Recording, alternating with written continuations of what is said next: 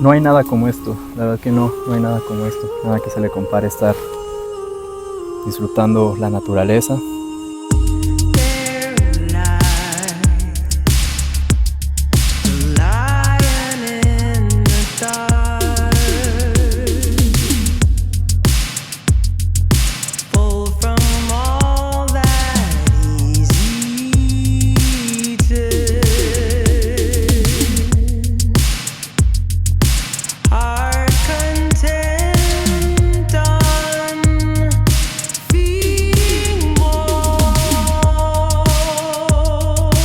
Así que cuando anden en la naturaleza, solo anden en silencio, disfruten cada paso que dan, cada kilómetro, cada metro, cada montaña, y quizás la naturaleza los pueda sorprender.